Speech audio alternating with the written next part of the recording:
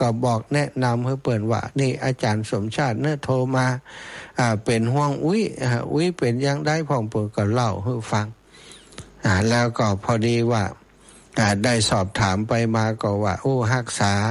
อาการอยู่เปิ่นอ่อนแรงนะเปิ่นอ่อนแรงมาเดี๋ยวนี้เคลื่อนไหวยังมาได้ต้องดูแลอยู่ที่โรงพยาบาลก็สุดท้ายนะ 2-3 วัน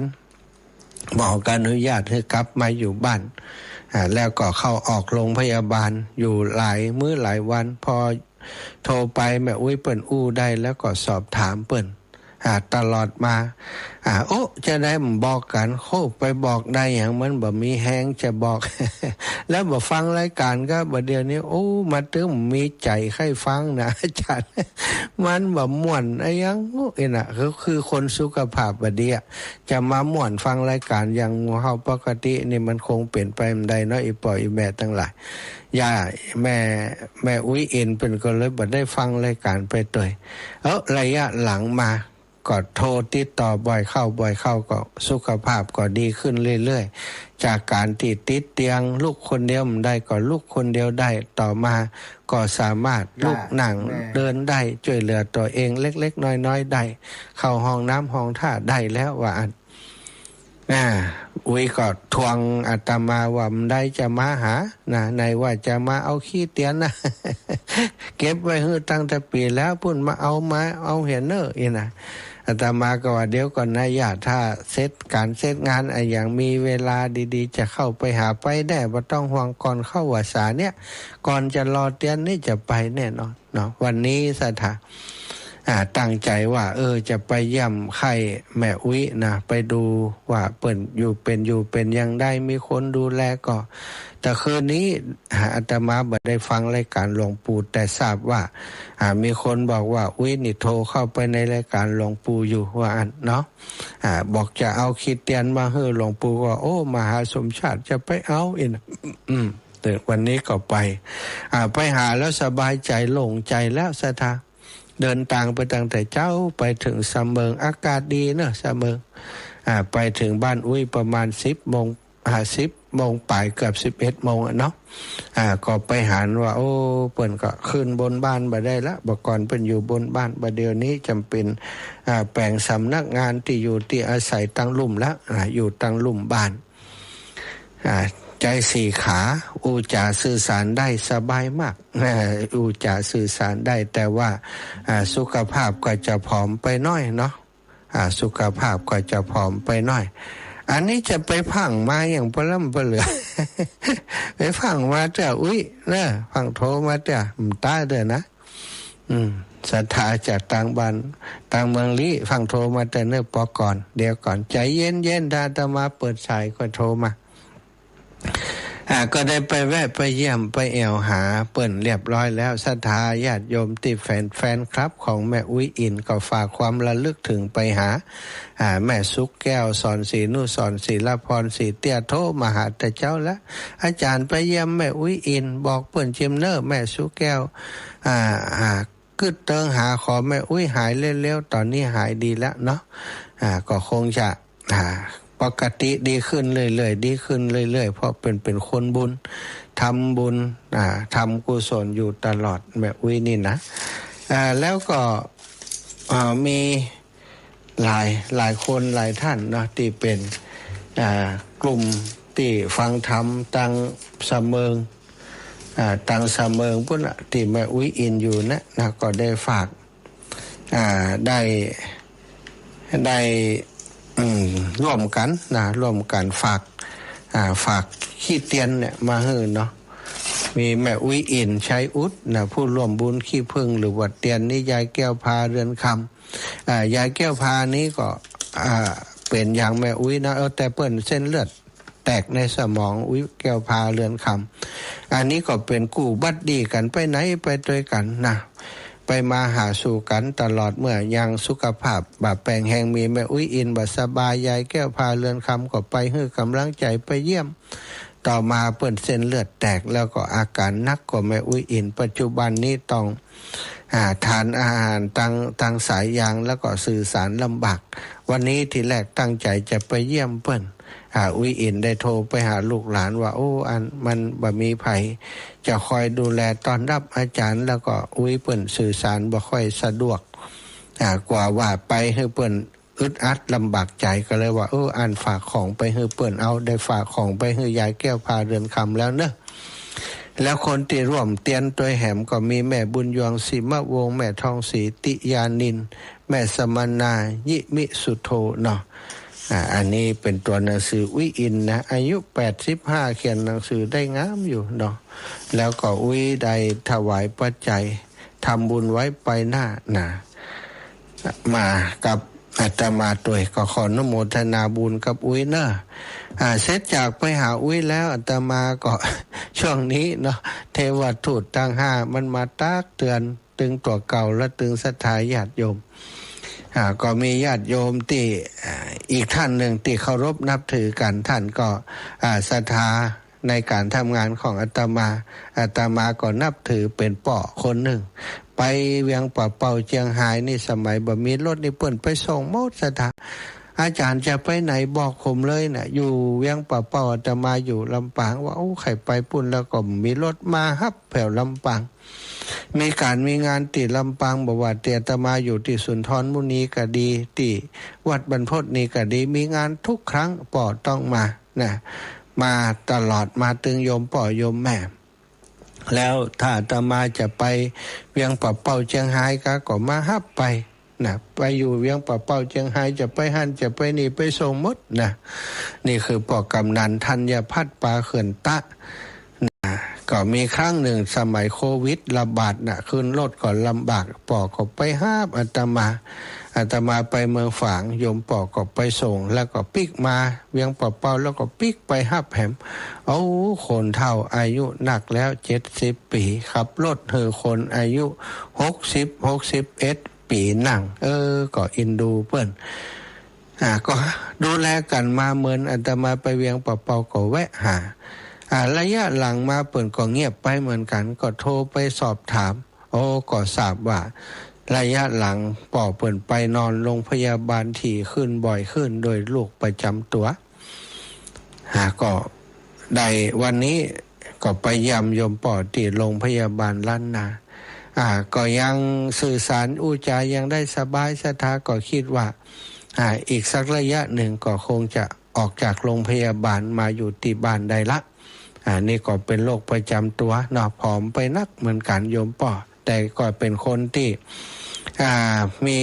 ทัศนคติตั้งบวกเนาะคิดบวกคิดดีนะคิดถึงการทำงานคิดถึงความเสียสละที่คิดถึงกิจกรรมของคลื่นสีขาวถ้าพอดีขึ้นถ้าหายตันจะไปร่วมงานหล่อเตียนนี่อันนี้ก็คือสิ่งที่ได้พบปะเนาะกับญาติธรรมคลื่นสีขาวแล้วก็ได้ไปดูว่าสุขภาพเป็นอย่างใดอีกท่านหนึ่งอีกคนหนึ่งอันนี้ก็คลื่นสีขาวไปมาหาสู่ดูแลกันทุกกิจกรรมระยะหลังมานี้ก็ตั้งแต่เอารถเอารถไปล้มเนาะสถานแล้วก็เปิ่นผ่าตัดอันเรื่องของไทรอยด์กันเนาะไทรอยด์เป็นพิษต้องต่ออย่างความเป็นอยู่เปิ้นก็ลำบากขึ้นไปไหนบ่สะดวกแต่ก็ยังไปอยู่นะตอนที่ผ่าตัดแล้วนี่ไปด้วยกันแถวตานเตียนตินครพนมก็ยังไปอยู่ระยะหลังมานี้มันก็เปิดใส่ท่ออันหายใจเนี่ยเนาะสถานที่เจาะคอนั่นนะเจาะออกมาแล้วจะเป็นท่อหายใจมันก็อักเสบบ่อยนะทำให้ต้องไปโรงพยาบาลบ่อยๆเมื่อเดือนที่ผ่านมาก็อักเสบอีกก็ต้องไปรักษาตัวอาตมาทราบข่าวก็โทรไปหาเสียงประจำมีอูกันก็เลยว่าบ่อูแล้วเดี๋ยวจะไปเยี่ยมวันนี้ก็ได้ไปเยี่ยมอีกนะแม่อมรวรรณเล่ากุลสรุปแล้ววันนี้ติดตามแฟนคลับติดตามครอบครัวขึ้นสีขาวไปเยี่ยมยามถามทุกสุขถึงบ้านถึงจองเปิ่นเนาะ3 รายด้วยกันเนอะสัตว์แม่อุ้ยอินติเสมิงป่อกำนันธัญพัฒน์ปาเขื่อนตะนะที่โรงพยาบาลล้านนา ห้อง326ถ้าไผอยู่ตังเจียงใหม่ที่ฮุจักโยมป่อจะไปเยี่ยมเป็นกำลังใจอีป่อเนาะก็ห้อง326โรงพยาบาลลานนา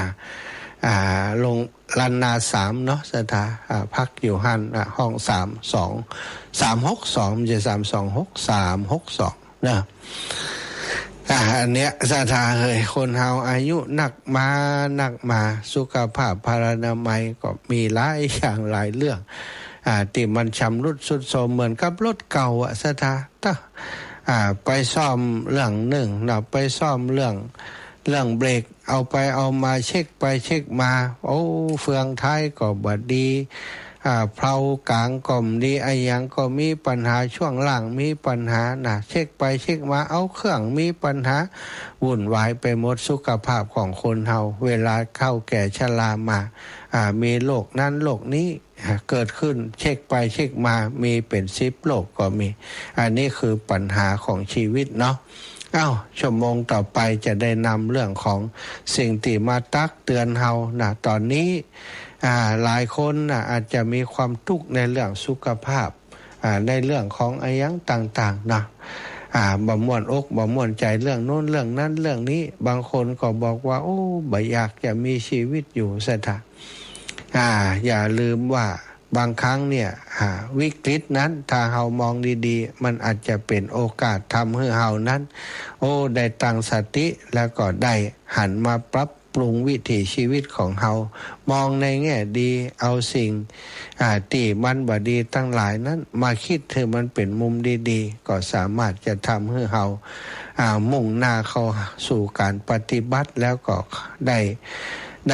ลิ้มรสอมตะธรรมที่พระพุทธเจ้าได้สั่งสอนได้เอาละชั่วโมงนี้ก่อนที่จะพักเบรกจะปั่นให้ศรัทธาญาติโยมที่บางสถานีก็อาจจะมีการปิดสถานีในช่วงก่อนที่จะจบ22 นาฬิกาหลายคนก็บัดตันได้โทรจะปั่นเวลาช่วงนี้คือศรัทธาได้โทรมาสัก 4-5 สายจนถึงเวลา21 นาฬิกาจะพักเบรกอีกทีหนึ่งเนาะศรัทธาญาติโยมที่รออยู่ก็โทรเข้ามาได้โทรเข้ามามาจ้ากันได้มามาจ้ามาแสดงความคิดความหันว่าฟังอยู่ที่ไหนตั้งใดจะรายงานดินฟ้าอากาศก็ได้ช่วงนี้ฝนตกบัดทั่วฟ้า มืดไหนก็ตกหันเดินทางตะกี้บางช่วงก็ตกจนปอมมื่นพออย่างบาหันเนาะปัดน้ำฝนทำงานปบัดตันฝนมันเยอะบางตีก็ฮ้อนบางตีก็ตกปล่อยบ่เหมือนกันรายงานได้เนอะ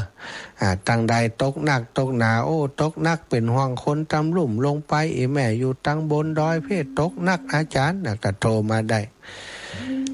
พี่น้องตั้งเจียงไฮ้แม่ย่าไล่ภาพเตจ้าอันนี้ก็เป็นอีกท่านหนึ่งติดตามกันเมื่อนานเจริญปอนไหว้จ้าสันหาเจ้าก็กำลังอยู่อันท้องยานอย่างกับแม่ล้านนา3ล้านนาเจียงใหม่ไหมเป็นอย่างก็สุขภาพปัญหาสุขภาพเปิ่นนะอยู่เมื่อแล้วกะเที่ยวนี้นี่ประมาณย่ำถึงเดือนเดียวกะแต่เที่ยวก่อนนอน2 เดือนวะเตียนบ้านนั้นเจ้าพอเตียนเขาบาเตียนตำหมอนั่นเป็นมาได้กันนะดำหัววันเกิดหลวงปู่ปอเปิดไปโรงพยาบาลพอดีเจ้าไปโรงพยาบาลแต่แบบว่าเข้าวันเป็นอย่างได้บ่เนาะเทวทูตตั้ง5เปิ่นมาเตือนเป็นไรเด็กก็เลยไม่ได้ไปไหนอันเดียวนี่นะจ้าดูแลตัวเองครูบาเขาน่ะแต่ฟังตลอดฟังกูเตือนแม่จะโทรได้จ้าเด็กกำลังใจนะเจ้าจ้าสาธุเจ้าสาธุเจ้ามาแล้วนี่สาวเสมิงเล่าขวัญกำเดียวมันได้โทรมาแล้วนี่อุ้ยอินฮัลโหลไปตาทักทายแฟนคลับเฮียก็จะไปหาอยู่สู้ต่างเนอะขอบคุณอีแม่สบายแต่ใครสั่นอยู่เมืองจะได้นักน้อยหรอก็แถวอย่างว่า ท่านมีการจะไปอยู่ใจโอ้กลับมาถึงตัวคำเลยแม่3-4 ตีฝนตกค่ะจัดใจถึงฝนถึงลมเนอะเจ้านะโดยก้นมาเนาะไปตกหลังได้มันมืดโดยก้นมาละฟังอยู่ฟังไม่วางเรดิโอชัดเจนเจ้าแม่วางส่งไปถึงสามเมืองพุ่นเนอะสบายใจท่านมาหาไปเป็นตัวแทนครูบาอาจารย์จะเอาทำกอกคำเลิกว่าสุขภาพบ่ค่อยแข็งแรงแล้วต้องห่วงอย่าดีละได้ทำบุญแล้วก็ดีละสาธุเจ้าได้เตียนจากแม่อุ้ยอินมาแล้วได้เตียนจากแม่อุ้ยอินมาแล้วนะมีเตียนได้หล่อแล้วเนอะสถาเจริญปอนโยมแม่บัวลอยชัยสวรรค์ท่าก็แม่สวยแม่ดีใจท่านมาหาไปหาตัวกำนันโอ้แม่คือถอดเป็นโจงการมาบ้านแม่เนาะน่ะไปครอบครัวอีป่ะที่แม่ได้ยินเสียงว่าตัวกำนันอยู่โรงพยาบาลโอ้ท่านลังไปเหี่ยวหากะไปกาไปมันได้คิดถึงขนาดเนอะเจ้าถึงตัวกำนันคือถอดเป็นมาหาบ้านโอ้ดีใจกันนะนั่นแหละคือหาว่าเป็นอย่างไรก็บอกแม่ถึงเนอะขอบคุณนักที่ทำไปหาเพิ่นสาธุเจ้าอีแม่บุญรักษาเนอะแม่บัวลอยชัยสวรรค์ท่านอาจารย์พระอาจารย์กฤษพุทธอุทยานเชียงใหม่เชียงดาวช่วง2มีไหมอาจารย์มีครับอาจารย์ครับเขาจะปิดไลน์ไม่ใช่เหรอปิดอะไรนะเป็นอาจารย์พูดว่าเขาจะปิดไลน์ไม่ใช่เหรอบางสถานีไม่ถึง22 นาฬิกาไม่ปิดใช่ไหมของผมก็ยาวไปถึง22 นาฬิกาปกติครับเดี๋ยวฟังรอบหลังสาธุครับเป็นน้องแก่ซ่อนเจริญปอนแม่ฉลาดไหว้สาท่านมหาเจ้าแม่ฉลาดนี่ชื่อบอกตึงเล้า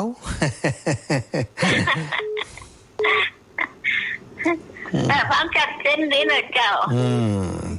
มาหล่อเตียนด้วยกันเนอะจอนกันมาเนอะ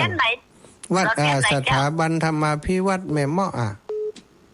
วัดแม่เมาะแม่เมาะซบเตินแล้ววันใดนะสันที่สาว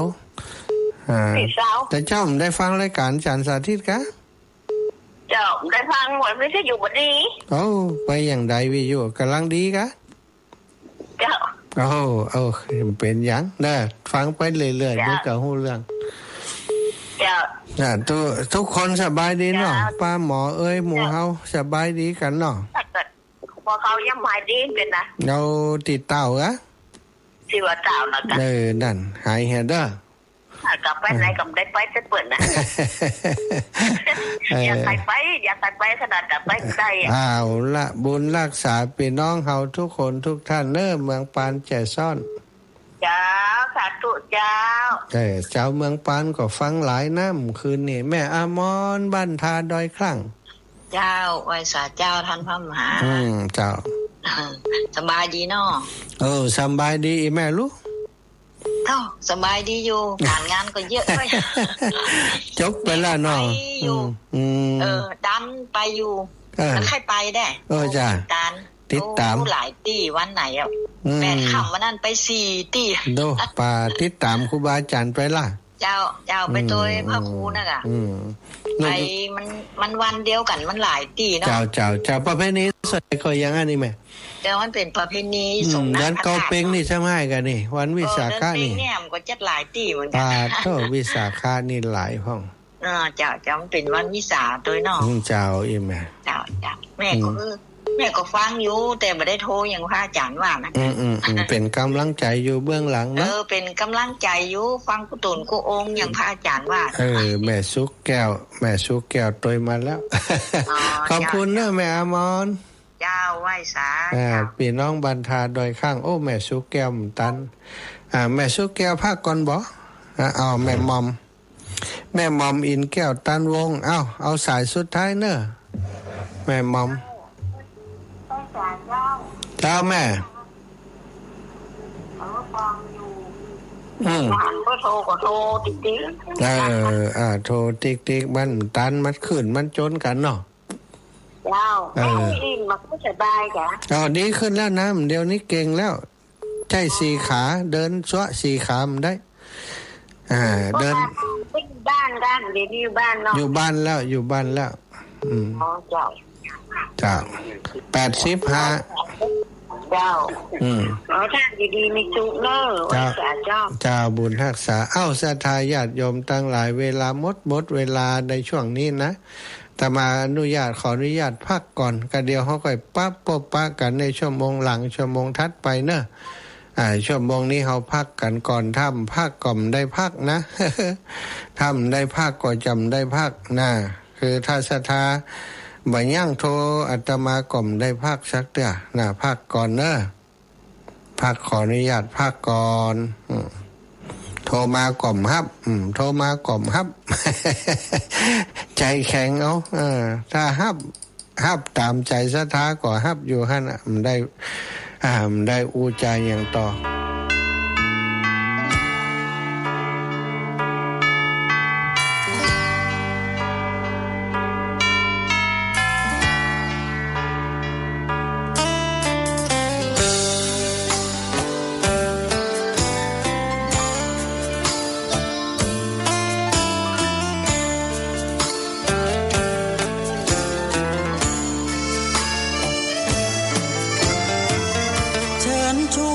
ทุกท่านเข้าวัดเข้าวาฟังธรรมะจากหลวงตาเสริมชีวาให้สุขสดใสยึดมั่นหลักธรรมคำสอนไว้ให้ขึ้นใจความดีรีบทำกันไว้หญิงชายอย่าได้นายนี้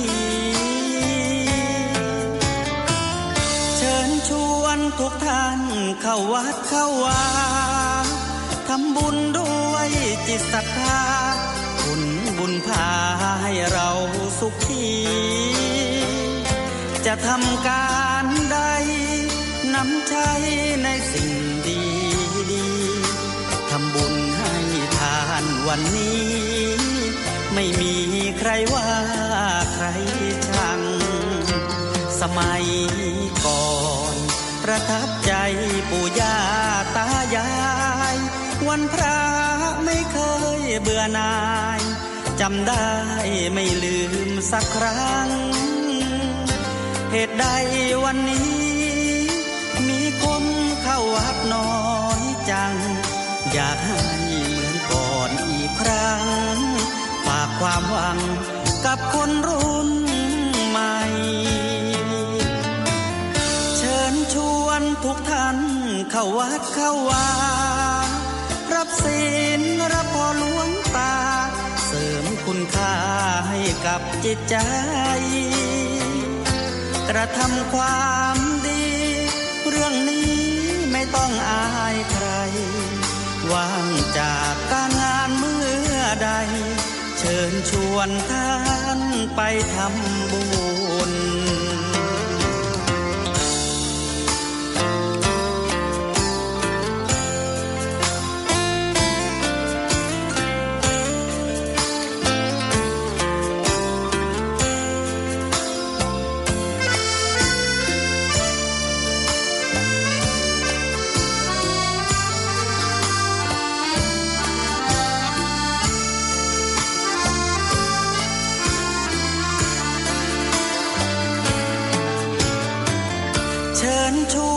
ทุกท่าน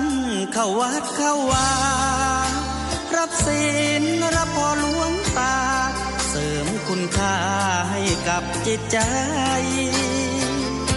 กระทำความดีเรื่องนี้ไม่ต้องอายใครว่างจากการงานเมื่อใดเชิญชวนท่านไปทำบุญกระทำความดีเรื่องนี้ไม่ต้องอายใครฝากเพลงเชิญชวนหญิงชายอย่าอายเรื่องการทำบุญ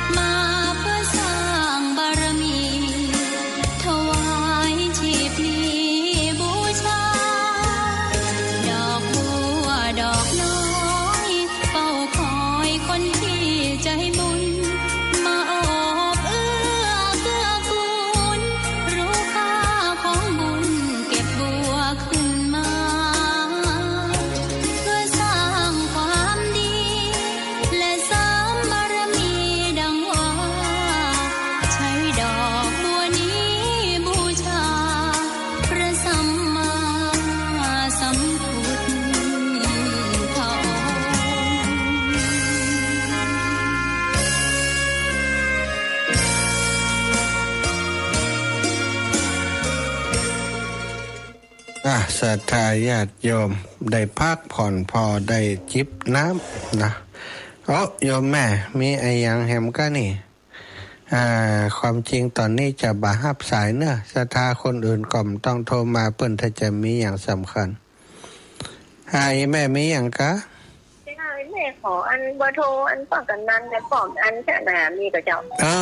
เฮาอันติดต่อกันตั้งอัน Facebook ปุ่นเองแม่ใจโทรตั้ง Facebook เบอร์โทรเพิ่นได้บันทึกไว้เนอะจ้ะ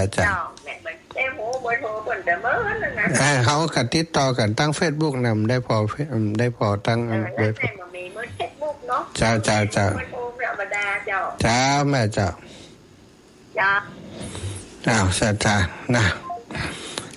ต้องโทรมาเตือนนะ เดี๋ยวหันคนนั้นโทรคนนั้นก็จะโทรอย่าฟังโทรแต่เนเวนเดอร์ญาติโยมทั้งหลายเอาละศรัทธาตะกี้ได้เกริ่นได้อูจากันเรื่องการเจ็บเป็นเช่นอุ่นของญาติโยมป่อโยมแม่ทั้งหลายเนาะเตี่ยตามาได้นำมาอูมาจาก็อยากจะสื่อสารไปถึงศรัทธาญาติโยมครอบครัวคลื่นสีขาวของเฮาทุกคนทุกท่านเฮาท่านเจ้าทั้งหลายได้พบปะกันเป็นวาสนานะเฮาได้มาอยู่ในกลุ่มในเครือข่ายของคลื่นสีขาวทำงานกันเป็นระบบทำงานกันเพื่อจะให้เกิดสิ่งที่ดีที่งามขึ้นในหมู่ในคณะโดยเฉพาะพุทธศาสนิกชนพุทธบริษัทก็มีหลายกลุ่มหลายคณะศรัทธาญาติโยมบางคนก็ไปตังปากันไปเนี่ยกันตั้งสิ่งที่มันบ่ใจเป็นคำสอนทางพระพุทธศาสนาอย่างที่เปิ้นเรียกว่าตั้งไสยศาสตร์ตั้งอย่างที่งมงายส่งเสริมกันในด้านคาถาอาคมปลุกเสกเลขยันต่างๆหรือว่าหวยแช่ตั้งครูบาอาจารย์ขึ้นสีขาวของเฮาบ่ได้ปายะปะธรรมหรือว่าบ่ได้สอนในเรื่องเหล่านี้พยายามที่จะแนะนำศรัทธาญาติโยมไปในทิศทางที่ดีปากันทำกิจกรรมที่ดีปาอูจากันในเรื่องของการที่เฮาได้ฟังธรรมะก็ยกขึ้นมาประพฤติปฏิบัติคัดเก่าตนเอง ตักเตือนตนเอง อย่างนี้เป็นต้นเนาะนี่ก็คือจึงทำให้หมู่เฮานั้นได้ผูกพันกันมีกิจกรรมอย่างต่างๆก็พบปะกันอยู่บ่อยๆเป็นประจำเวลาศรัทธาญาติโยมเจ็บเป็นเย็นอุ่นก็ไปเยี่ยมไปใจไปดูแลกันครูบาอาจารย์รูปอื่นนะที่เปิ้นอยู่ใกล้ในพื้นที่ท่านอาจารย์พระครูอภิวัตรก็ดีหลวงปู่ก็ดีในพื้นที่ที่เปิ้นรับผิดชอบที่เปิ้นฮู้จักศรัทธาญาติโยมเปิ้นก็ปฏิบัติเป็นแบบอย่างเวลาศรัทธาญาติโยมอยู่โรงพยาบาลกายอย่างการต่างๆถ้าฮู้ข่าวทราบข่าวลูกหลานเปิ้นบอกก็จะไปดูแลกันอย่างแม้กระทั่งตอนที่เปิ้นเสียชีวิตไปเขาก็บ่ทอดทิ้งกันแต่ว่าปัญหาส่วนใหญ่เวลาเปิ้นเจ็บเป็นเนี่ยลูกหลานบ่ได้บอกก็เลยบ่ฮู้บางเตื้อคนเฒ่าฟังรายการเป็นประจำเป็นแฟนรายการลูกหลานบ่ได้ฟังตัวลูกหลานเปิ้นบ่ฮู้เนาะก็เปิ้นก็บ่ได้สั่งไว้ตัวอย่างนี้เป็นต้นบางคนก็สั่งไว้ว่าบ่ต้องบอกเปิ้นเด้อกว่าเปิ้นลำบาก แบบนี้ก็มีก็แล้วแต่ศรัทธาเนาะแล้วแต่นานาจิตต่างของแต่ละคนบางคนก็กว่าครูบาอาจารย์ลำบากทางหูก็จะต้องไปดูแลกันก็เลยห้ามบอกบ่ให้บอกแต่บางคนก็สั่งลูกสั่งหลานไว้ถ้าอีแม่เป็นอย่างไปบอกครูบาอาจารย์จิมเนอร์นิมนต์เปิ้นมาเทศจิมเนอร์นะอย่างที่วันก่อนนั้นนะโยมน้องคนหนึ่งสั่งโยมญาติโยมไว้ว่าถ้าน้องเป็นอย่างไปเอาอาจารย์น้องมาเทศจิมเนอร์อีแม่นะสุดท้ายก็ได้ไปเนี่ยก็เป็นอย่างนี้กันส่วนใหญ่เนาะศรัทธาในช่วงปีที่ผ่านมาได้เจอสถานการณ์ที่ศรัทธาญาติโยมบ่สบายก็หลายคนหลายท่านเจอสถานการณ์ที่ญาติโยมที่นับถือเริ่มใสกันได้เสียชีวิตไปก็หลายคนก็แสดงความ ห่วงใยกับสุขภาพของโยมพ่อโยมแม่ยิ่งอายุนักเนาะก็ขอระมัดระวังในการดำเนินชีวิตนะเมื่อเป็นไอ้อย่างขึ้นมาก็ขอไปรักษาตามกระบวนการของแพทย์แผนปัจจุบันที่คุณหมอเปิ้นอยู่ทั่วไปเปิ้นวินิจฉัยแล้วก็รักษาดูแลตัวเองตามที่คุณหมอเปิ้นดูแลเปิ้นสั่งอย่างใดก็ปฏิบัติตามเปิ้นนะอย่าไปลึกอย่าไปดื้อบางคนก็ลึกก็ดื้อเปิ้นให้กินยำกินสักกำเนาะถ้าหักตัวนะหักตัวเองนะวันนี้ทุกวันเป็นวันที่มีค่าสำหรับเฮาอย่าไปสร้างความลำบากคือตับลูกกับหลานตั้งคุณหมอเปิ้นเฮอเนี่ยอย่างก็บ่ยะนี่มันก็อย่างเจ็บเป็นอย่างมาอีแม่ถ้าลูกไหวต้องพยายามออกกำลังกายนะอีแม่ขี้ข้านนี่ก็จบเลยแม่อุ้ยอินเป็นตัวอย่างสำหรับคนที่ใจสู้นะหมอเปิ้นออกกำลังกายก็ออกกำลังกายสุดท้ายเดี๋ยวนี้เดินได้แล้วเนาะติดเตียงติดบ้านอยู่เป็น 2-3 เดือนปัจจุบันนี้ก็ถือว่าสุขภาพฟื้นฟูมาเยอะแล้วนะเอาละศรัทธาญาติโยมในก็เรื่องนี้แล้ววันนี้ก็จะเรื่องดีๆก็คือเทวทูตทั้ง5ในพุทธศาสนานั้นถือว่าโรคภัยไข้เจ็บนะความเกิดแก่เจ็บตายอย่างใดตั้งหลายเหล่านี้นะถือว่าเป็นทูตของสวรรค์นะเทวะกับเทวดานะทูตของเทวดาทูตของสวรรค์หรือว่าเป็นเครื่องเตือนสติที่ธรรมชาติส่งมาให้มนุษย์ตระหนักถึงความจริงของชีวิตความแก่ความเจ็บความตายนะโดยในคัมภีร์ก็ระบุไว้พระพุทธองค์นะถ้าได้หันเทวทูตทั้ง4นะได้หันเทวทูตทั้ง4หันความเกิดความแก่ความเจ็บความตายพระองค์ได้ไปหันคนแก่ก่อนได้ไปหันคนแก่อันนั้นอะไรเนี่ยฉันนะเอี่ยมใจกะสตาหันคนแก่บ่เคยหันในพระราชวังที่พระองค์ประทับอยู่นั้นนะข้าราชบริพารทั้งหลายเนี่ยแม้กระทั่งพระเจ้าสุโธทนะตอนนั้นก็ยังหนุ่มอยู่ไงเนาะพระประยุรญาติก็ประมาณแบบคือยังบ่แก่เตื้อยังบ่หันไผหลังกองหลังค่อมคนที่อายุนักหลังแก่หลังกอมหลังค่อมแล้วเนี่ยพระเจ้าสุโธทนะบ่ให้เข้ามาอยู่ในสายพระเนตรของเจ้าชายสิทธัตถะมีแต่คนหนุ่มคนกำคนสาวหลุ่นกันทั้งนั้นอยู่ในวังในปราสาทที่เจ้าชายประทับอยู่ถูกปลนเปลือโดยกรรมคุณต่างๆรูปเสียงกลิ่นรสโผฏฐัพพะอันน่ารื่นรมผู้หญิงสาวๆผู้ชายหนุ่มๆอย่างต่างๆก็เป็นหน้าที่น่ารื่นรมไปหมดคนแก่หลังค่อม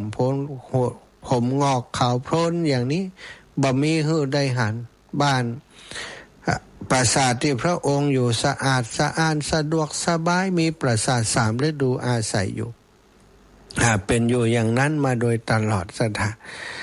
ทีนี้พอออกเรียบพระนครเสด็จออกตรวจพระนคร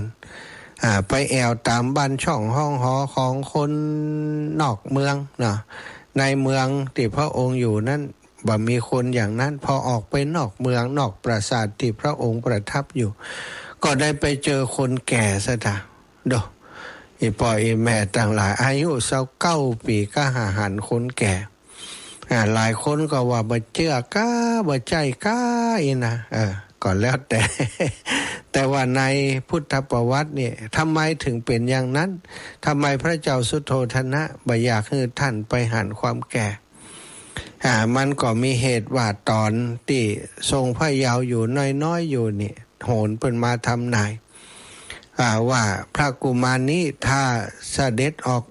อกบวชจะได้เป็นพระสัมมาสัมพุทธเจ้า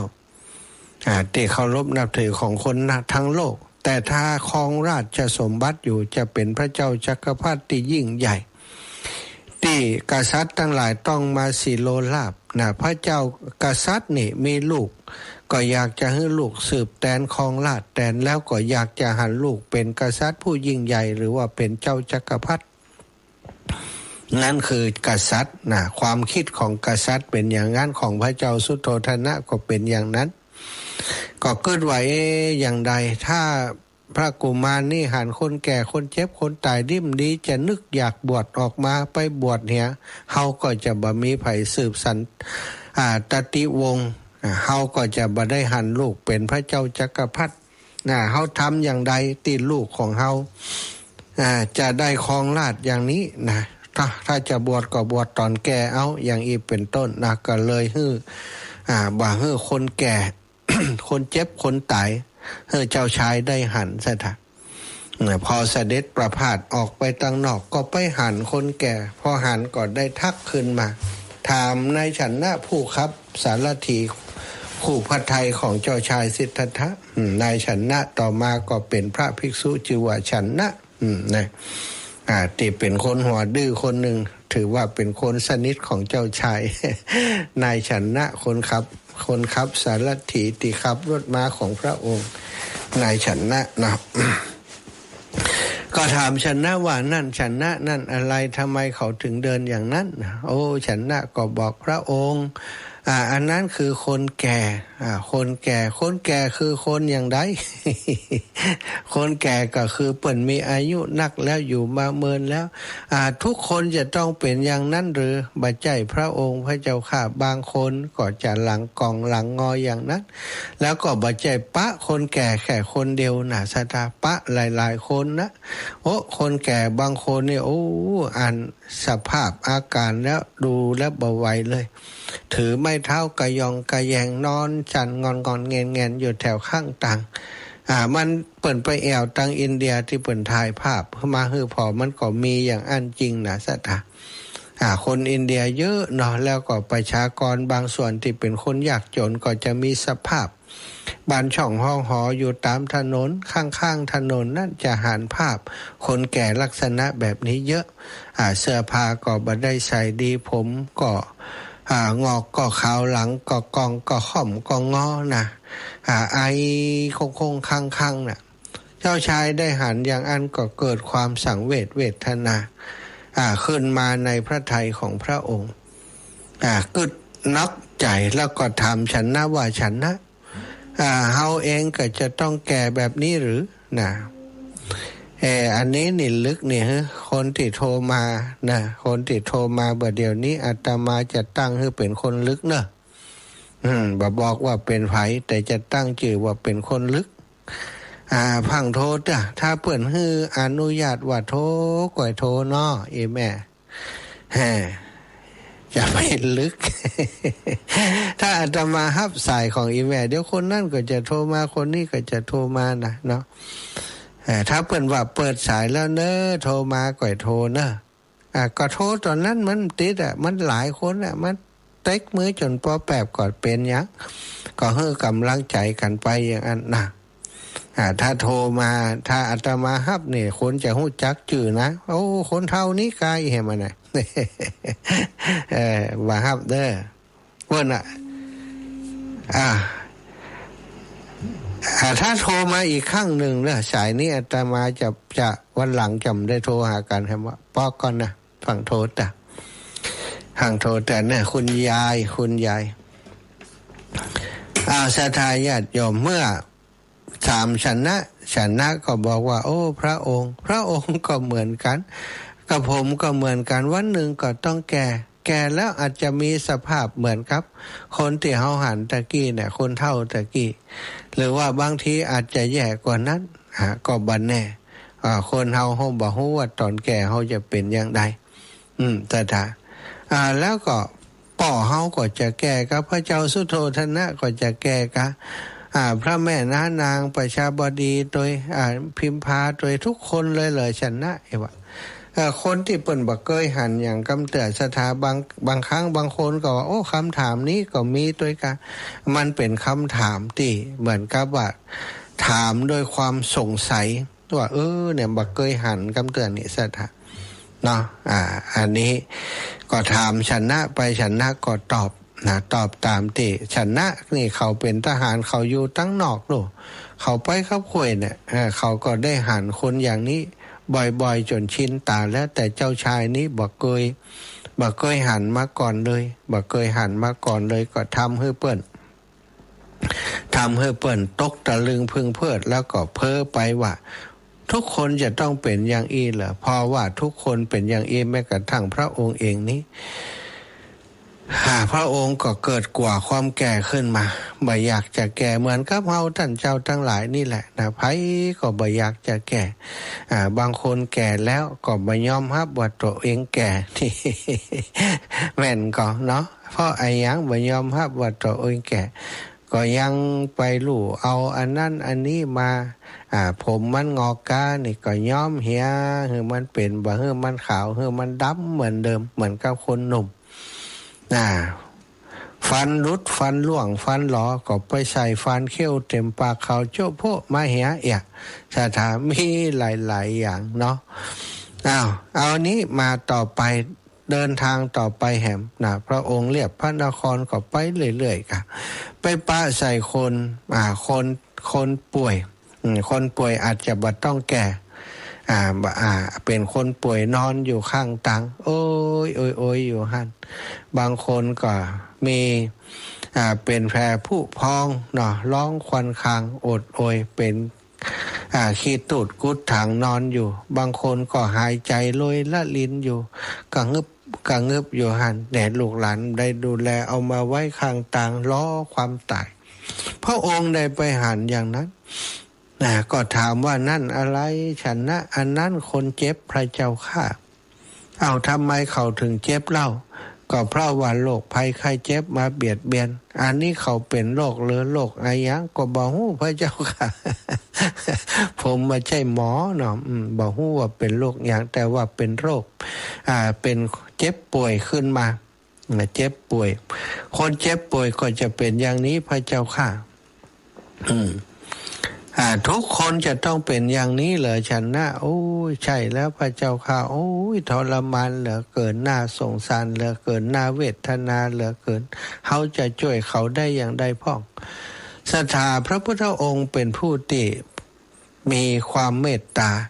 พระโพธิสัตว์นี่ประกอบไปโดยเมตตาอันหาที่สุดหาประมาณบัดได้หันคนแก่คนเจ็บนี่ทรมานพระทัยมากอยากจะช่วยบางคนหันคนหายใจขแมบตายไปต่อหน้าแหมศรัทธาญาติโยมอันนี้เขาเป็นอะไรอย่างฉันนะตัวเย็นไปแล้วนี่ทำไมบ่หายใจคนนี้คนตายพระเจ้าค่ะ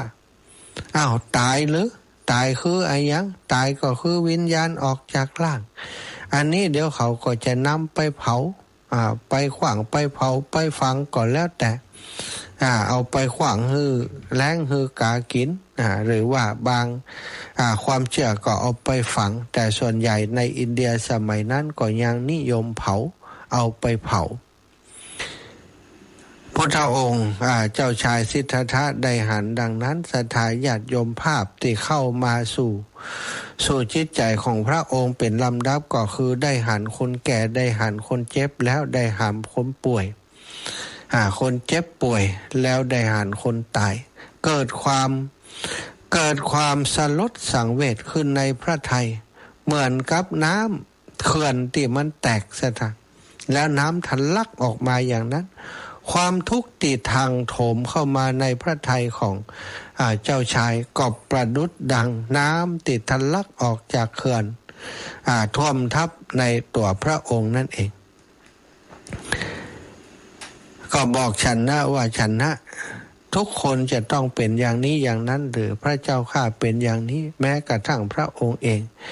ต้องแก่ต้องเจ็บต้องตายเช่นเดียวกันทุกคนที่เกี่ยวข้องกับพระองค์พระบิดาพระประยุรญาติแม้กระทั่งพระนางพิมพาก็จะต้องเป็นอย่างนี้เช่นเดียวกันพระเจ้าข้าเจ้าชายบอกว่าบ่ไหวแล้วฉันนะฉันไม่อยากจะดูต่อแล้วเศร้าพระทัยก็เดินทางคณะที่เดินทางต่อไปจากกับพระราชวังนั้นก็ไปเจอนักบวชกลุ่มหนึ่งเดินมาหนุ่งผ้าย้อมฝาดมีบาตรถือบาตรมานักบวชในอินเดียนี่มีเยอะนะมีห ลัทธิมีหลายความเชื่อบางนักบวชบางคนก็บัดนุ่งไอยังบัดนุ่งห่มไอยังเลย เปื่อยกายล่อนจ้อนเดินไปทงเทงอย่างนั้นบางคนก็แต่งตัวสุภาพดูดีนะห่มผ้าย้อมผาดห่มคลุมห่มหยังนะบ่าใส่รองเท้าเดินไปบางคนก็ถือหม้อถือไอยังเป็นหม้อน้ำห้อนเป็นกาน้ำห้อนเดินไปบางคนกับบัดใส่ไอยังมีแต่ไม่ปัดยุงเหียอันน่ะไปเดินไปอันนั้นคือไอยังฉันนะอันนั้นคือนักบวชคือผู้ใดคือไผกันกะคือคนที่ต้องการหลุดพ้นจากความทุกข์ทั้งหลายพระเจ้าข้าอ๋อเหรอนะพระองค์หันนักบวชแล้วก็เกิดความประทับใจนักบวชนี่มีครอบครัวไหมไม่มีพระเจ้าค่ะเขาออกจากครอบครัวมาแล้วนะแสวงหาทางที่จะไปสู่ความพ้นทุกข์พระพุทธเจ้าชายได้หันอย่างนั้นก็จำสิ่งนั้นไว้ในหัวใจเสียเถอะ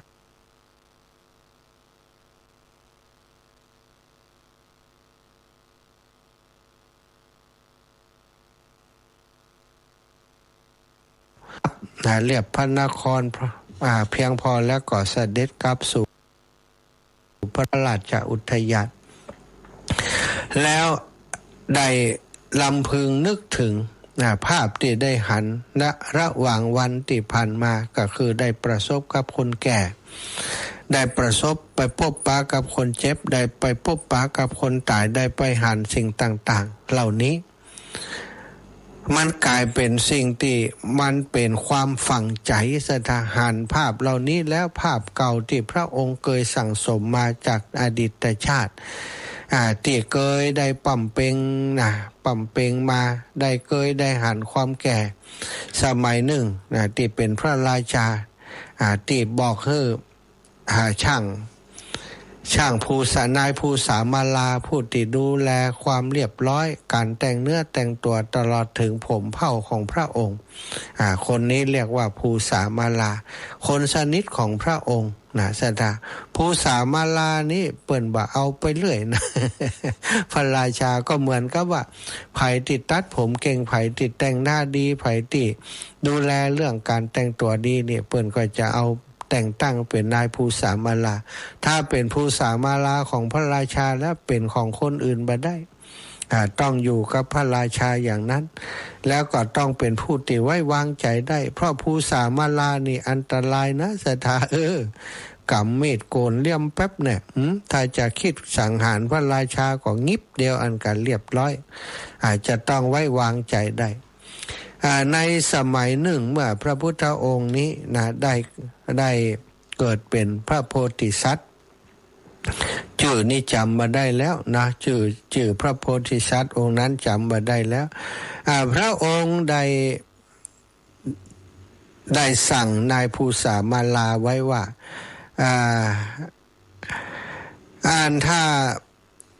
ถ้าเธอได้หันเธอตัดผมทุกวันนี้นะวันใดที่เธอได้หันผมของฉันเนี่ยมันงอกมันขาวตอนนั้นคนมีอายุได้200,000 ปี200,000 ปีดูจะอายุ200,000 ปี500,000 ปีนี้จะแต่งงานอายุได้200,000 ปีปานยาวปล้ำปเหลือบอกว่าถ้าเธอหันผมบนหัวของเฮานี่มันขาวเส้นหนึ่งก็ขอให้บอกว่าซึ่งก็ปรากฏว่าอยู่ไปอยู่มานายภูษามาลาก็สังเกตแต่ต้องการรางวัลจากพระราชาสังเกตว่าผมพระราชางอกแล้วยังหวีผมตัดผมก็แย่งพอจนไปถึงวันหนึ่งที่นายภูษามาลาหวีผมแล้วไปหันผมของพระราชางอกมาเส้นหนึ่งก็แจ้งให้พระราชาทราบซะนะพระราชาอันเป็นพระโพธิสัตว์พอทราบว่าผมงอกแล้วก็เอาผมนั้นมาพิจารณาเฮาอยู่มาเมินนานแล้วรู้นี่เนาะบัดเดี๋ยวนี้ผม งอกแล้วต่อไปมันก็จะงอกหนักขึ้นเต็มหัวแล้วก็ร่างกายของเฮานี่ก็จะเปลี่ยนแปลงไปจะทรุดโทรมลงไปตอนนี้ความแก่ถึงเป็นเทวทูตมาตักเตือนแก่เฮาแล้วฉะไหนเลยเฮาจะพึงเป็นผู้ประมาทอยู่บักวนเฮาจำเป็นจะต้องสร้างที่พึ่งให้แก่ตนได้สร้างที่พึ่งให้แก่ผู้อื่นได้ปกครองอาณาประชาราษฎร์มาเหมือนนานแล้วสร้างประโยชน์สุขแก่คนมานักแล้วต่อไปจะต้องสร้างประโยชน์ตนแล้วเอาเหตุของการที่ผมงอกเส้นเดียวเท่านั้นเองมาพิจารณาถึงความบัดเที่ยงของสังขารทั้งหลายความเป็นอนิจจังความแก่ความเจ็บความตายมาพิจารณาแล้วก็ได้มอบราชสมบัติต่างๆให้แก่พระโอรสและพระองค์ก็เสด็จไปคือบวชแล้วก็ได้ไปปั่มเปงอยู่ในราชอุทยานของพระองค์นั่นเองสัทธาพระเทวีทราบว่าพระสวามีกษัตริย์สละราชบัลลังก์แล้วก็ออกบวชพระเทวีก็ทำเช่นเดียวกันก็ออกบวชตามบ่ได้อยู่ด้วยกันดอกอยู่คนละจอกละแจงอยู่ละตีแต่ปฏิบัติเหมือนกันนุ่งผ้าย้อมผ่านแล้วปฏิบัติปั่มเป่งยังศีลสมาธิปัญญาทำฌานสมาบัติให้เกิดขึ้นได้เป็นโลกิยะฌานสถาสุดท้าย เปิ้นก็ได้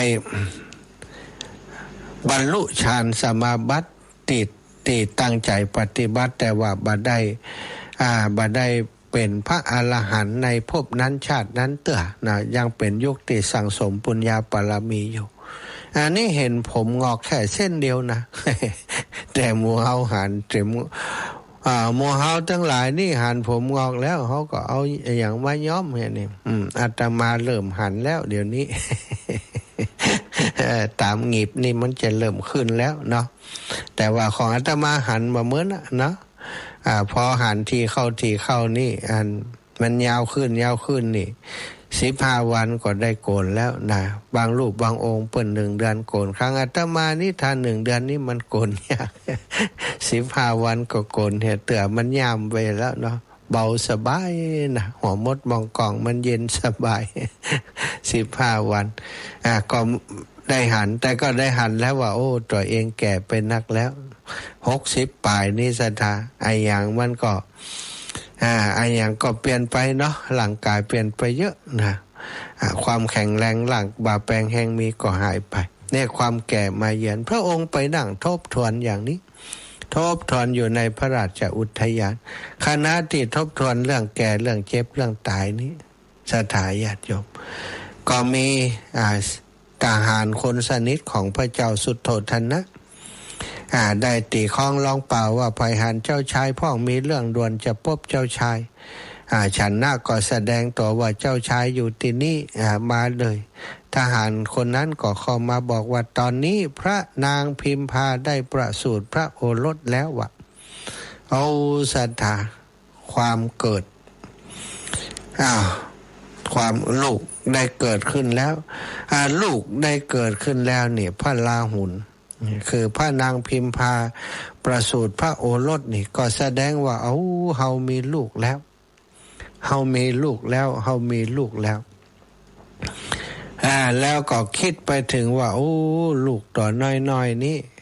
ต่อมาก็จะต้องเป็นคนแก่อย่างเฮานี้นะเป็นคนแก่คนเจ็บคนตายเหมือนกันแล้วก็พระองค์ได้ยินคำว่าลูกใจหนึ่งนี่ที่พระองค์ลำพึงลำพันถึงเรื่องต่างๆคือความแก่ความเจ็บความตายนั้นศรัทธาญาติโยมพระองค์ทรงคิดว่าจะหาทางออกได้อย่างใดที่จะพ้นจากความแก่ความเจ็บความตายนี้ถ้าบวชนี้น่าจะมีโอกาสแสวงหาความลุ่มพุดพ้นหรือว่าน่าจะเป็นทางที่จะเอาชนะความแก่ความเจ็บความตายได้คิดถึงเรื่องของการจะบวชแต่พอมีคนมาบอกว่าลูกประสูติพ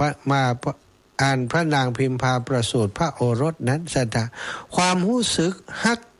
ลูกมันก็ท่วมท้นขึ้นมาในจิตใจของเจ้าชาย เอาลูกเกิดแล้วนะศรัทธาญาติโยมคำว่าลูกนี้เมื่อเข้าไปสู่ในหูของป่อนี้มันสะดุ้งเลยนะความฮักติดประเดประดังเข้ามาฮักลูกนี่มันเกิดขึ้น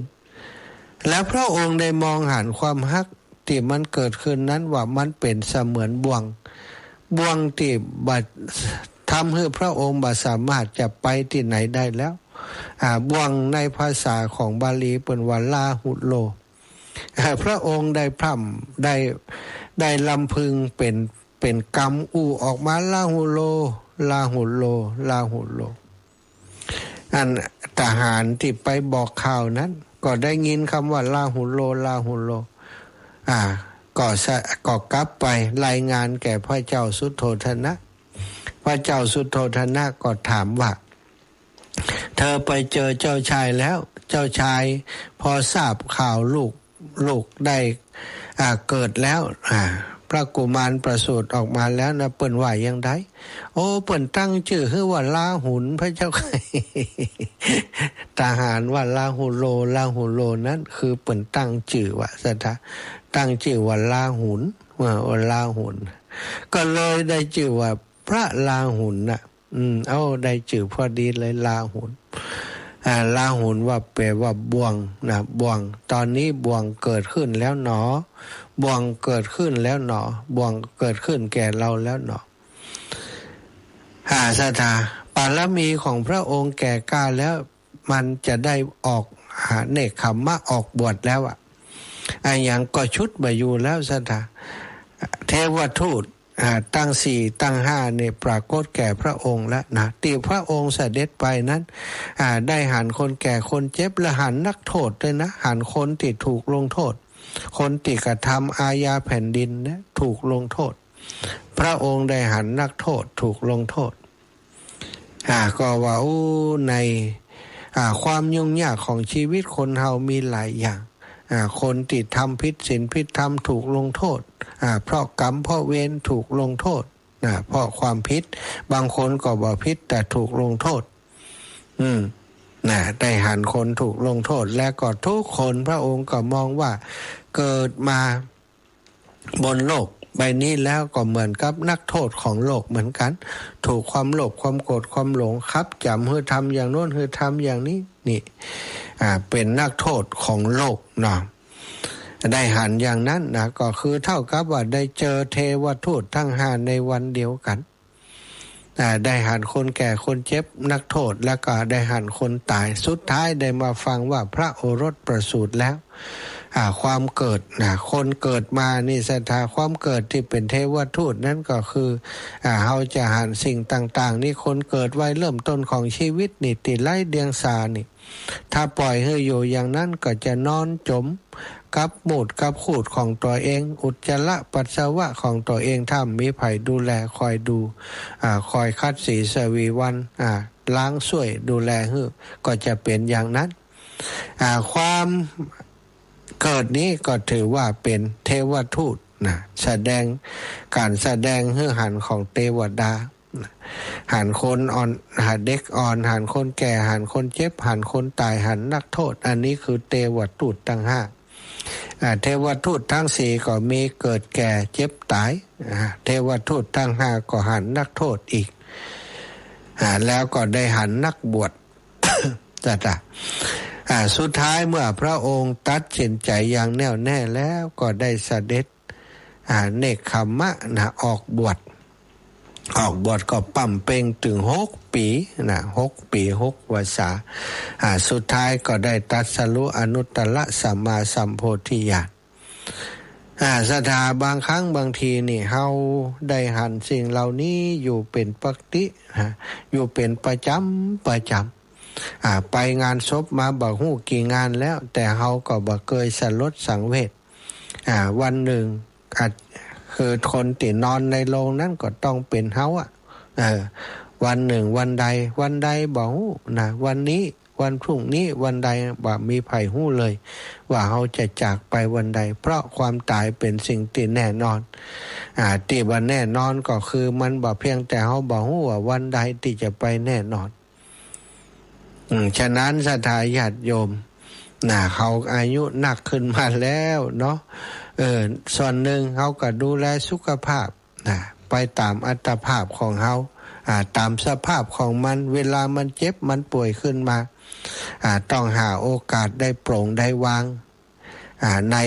ความยึดมั่นถือมันลงไปเรื่อยๆแล้วได้มองคือหันว่าโอ้ในพระพุทธเจ้าเมื่อยังเป็นเจ้าชายนี้พระองค์ก็หันสิ่งนี้และเอาสิ่งนี้เอาความแก่ความเจ็บเนี่ยมาเป็นอุทาหรณ์มาเป็นตีขับดันพระองค์แสวงหาทางหลุดพ้นเฮาตั้งหลายเมื่อเจอภาวะความเจ็บก็ดีเจอเรื่องทุกข์ยากนะเจอการพลัดพรากจากของรักของชอบใจเจ็บเป็นเย็นอุ่นไอ้ยังก็ตามนะได้สูญเสียไอ้ยังไปก็ตามอาจจะเป็นทรัพย์สินภายนอกทรัพย์สินภายในเฮาก็ต้องพิจารณาถึงเรื่องนี้แล้วก็พยายามที่เปิ้นเรียกว่าปล่อยวางหรือว่าปล่งวางความยึดมั่นถือมั่นในสิ่งต่างๆยึดมั่นถือมั่นในชีวิตยึดมั่นถือมั่นในทรัพย์สินเงินทองยึดมั่นถือมั่นในครอบครัวลูกหลานญาติกาวงวานต่างๆพยายามปล่อยวางหันสภาวะทุกอย่างว่ามันเป็นไปเช่นนี้เองเกิดแก่เจ็บตายบ่มีไผหนีพ้นนี่สัทธาหาทางหลุดพ้นให้กับตัวเองในที่สุดเจริญพรได้เวลาแล้วมันมาออกนะมันบ่ออกเหมือนแล้วยังบัดเดียวนี้กะเล็กเป็น10 นาทีแล้วโอเคเปิ้นจะโทรมาเปิ้นจะโทรมาบอกว่ามันได้ยินนะคะจ้าสาธุศรัทธาญาติโยมมันบ่ได้ยินตังใดหายไปแล้วพ่องแม่สุแก้วโทรมาแจ้งว่ามันบ่ได้ยินเป็น10 นาทีมาแล้วตั้งปลายบ่ได้ยินกันสักคำกะลำปางก็หายไปแล้วกันเนาะช่วงนี้ขออนุญาตกำเนิดลำปางอาตมาจะไปเช็คของลำปางกัน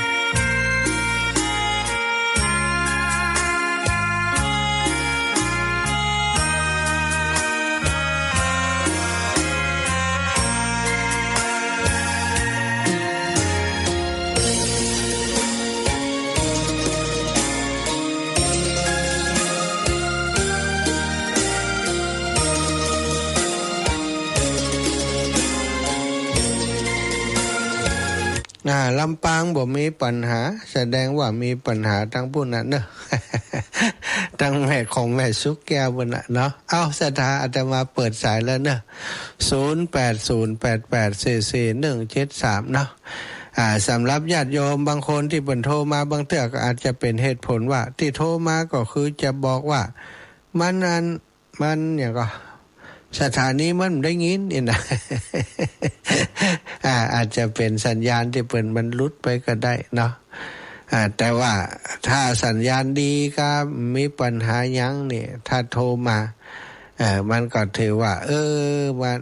เปิดบ่ฮื้อโทรแต่แล้วโทรมามันจะเป็นปัญหากับการสื่อสารกับคนอื่นๆคนนั้นก็จะโทรแหมคนนี้ก็จะโทรแหมสรุปแล้วคนจัดรายการก็บ่ต้องได้อย่างแล้วรับโทรศัพท์อย่างเดียวซึ่งครูบาอาจารย์ก็จะด่าแหมว่าจะได้อาจารย์มาหาเพิ่นบ่ฮื้อโทรจะได้กับปล่อยเขาโทรติ๊กๆอีแหมนะเดมเดก็จะได้จัดรายการด้วยเพิ่นเป็นแล้วยายพรว่า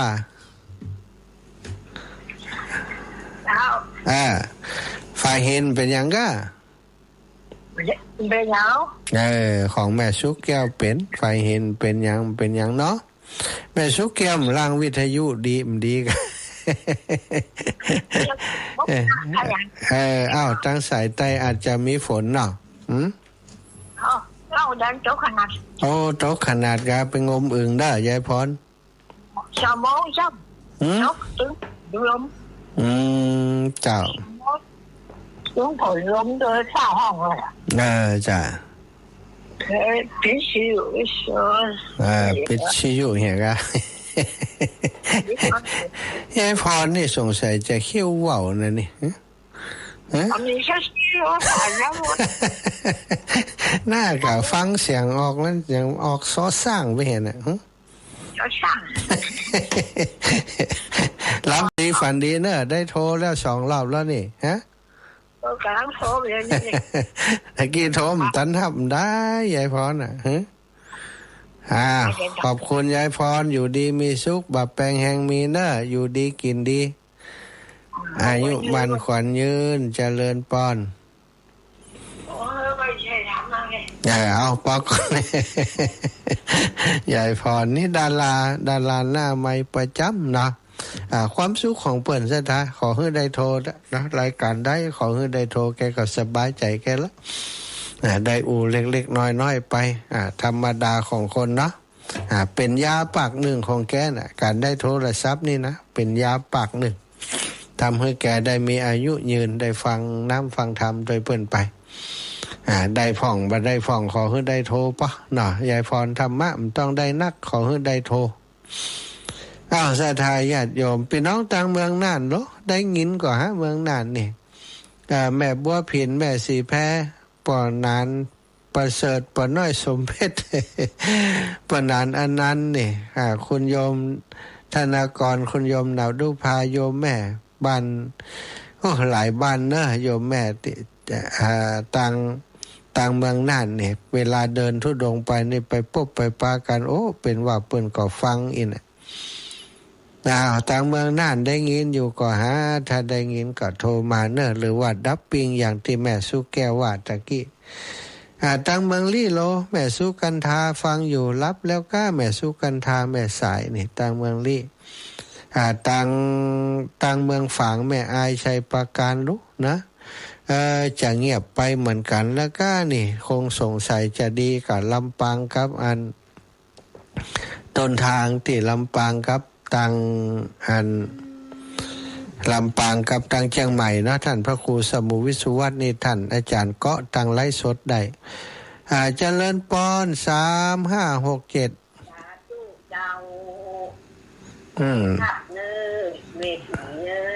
แม่สีก็แม่สีพันก็สีมได้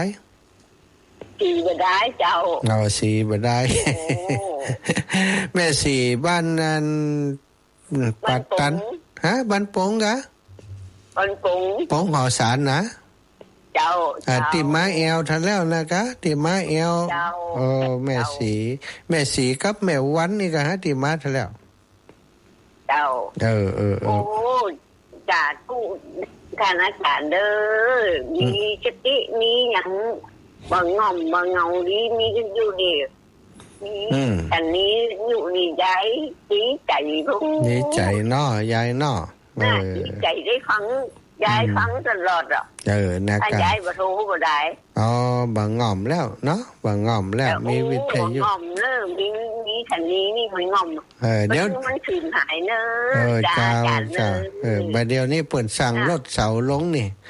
เสา60 เมตรเปิดให้รถเหลือ18 เมตรอีแม่เสี่ยงตังให้เหมาะจ้างเขาเอาลงให้เหมาะหน้ากันยาไอ้เธอได้ยินว่าตู้อวดเล่นภาษาอาจารย์ว่าวันนั้นเป็นว่าเปิดให้รถลงเหลือ18 เมตรบอกว่าจะไปถึงบ้านอีแม่ก็ไม่ได้ดิ้มถึงไหน18 เมตรศูนย์หายนี่บ่ศูนย์แต่เปิดรถลงนี่เสียงมันจะไปไกลนะคะ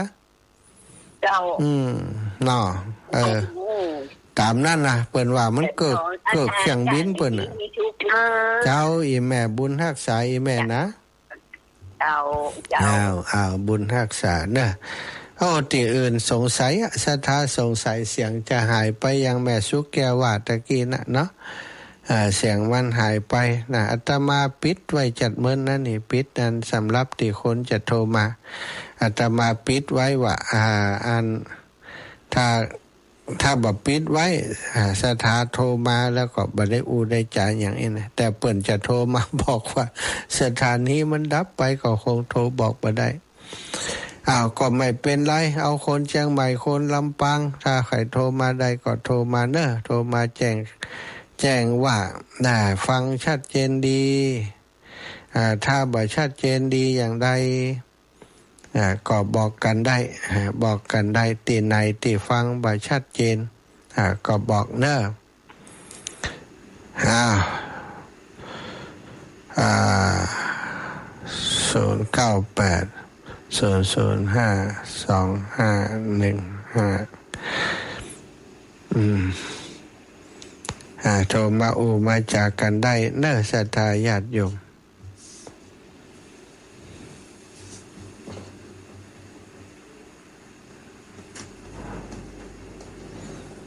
0808844-173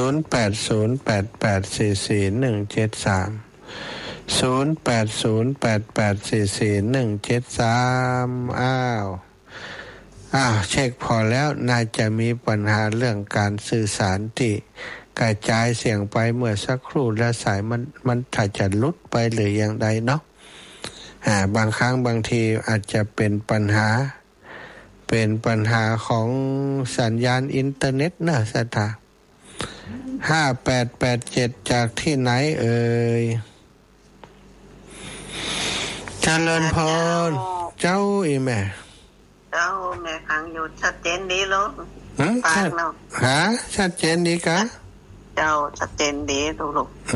แม่น้อยอุตุดีบันไห่นาน้อยเจ้าบันไห่นาน้อยก็มีรถน้ำถาดมันนั่นน่ะมันเป็นเก้าเป่งเนี่ยเจ้า31เนาะเจ้าพร้อมกันนี่อาตมาจะไปอย่างก็วัดเจดีย์ซาวอีกแบบเปิ่นนิมนต์ไว้มันหลายตีเดียวกันมันเดียวกันนั่นเนาะใจแล้วหลายตีหลายตั้งหลายตีหลายแห่งไปรอเตียนอย่าไปอยู่จะไปจะดีแล้วจะไปลำรถเนี่ยจอนศรัทธาพี่น้องวันนั้นมาด้วยเนอะเจ้าโมเมนต์อย่างก็วันนั้นน่ะเสียงเดือนไปสิงเดือนเนี่ยเจ้าตามพี่น้องนั่นน่ะลูกหลานนี่แม่นก็อยากเจ้ามันถึงว่ามันถึงว่าไปกายโอ้ดีไปไหนก็ไปเมื่อไหร่หันเป็นฮักกัน3คนพี่น้องไปไหนไปด้วยกันน่าฮักดีเจ้า3คนพี่น้องเมารถไปกับเขานั่นน่ะนั่นน่ะหันแล้วอบอุ่นดีฮะพี่น้องไปด้วยกันเนี่ยฮักกันนี่เจ้าสัตว์ตู้แมนเดอร์เจ้าลำปางโอเคสถานเดี๋ยวนี้ติ่มได้ยินอาตมาคิดว่าตั้งเมืองน่านครับตั้งเชียงใหม่อาจจะเป็นปัญหาที่พุ่นนะสถาปัญหาที่ตั้งสถานีที่บัดปักตังเจริญบางเตื่อฝนตกฟ้าห้องเปิ่นก็จะปิดสัญญาณส่งตรงนั้นนะคนลำปางคงเมืองปานรับทำเดียว โยมน้องต้อยรับทำเดียว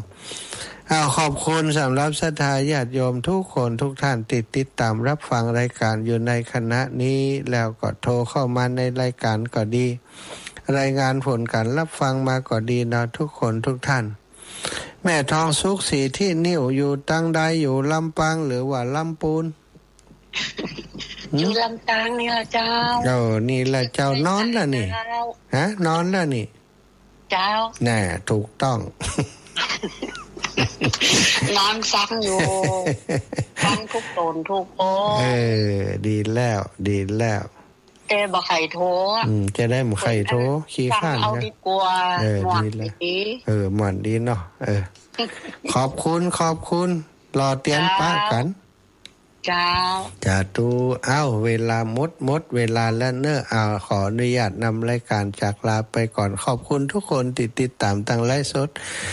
โยมแม่บุญเรืองชัยเงินกำลังหามาบุญเรืองจันกุลมาก่อนแล้วเนอะขอบคุณแม่บุญเรืองชัยเงินเนอะเวลาหมดเวลาขอนำรายการจากลาไปก่อนจัตตาโรธรรมาวัฏันติอายุวันโนสุขังพะลัง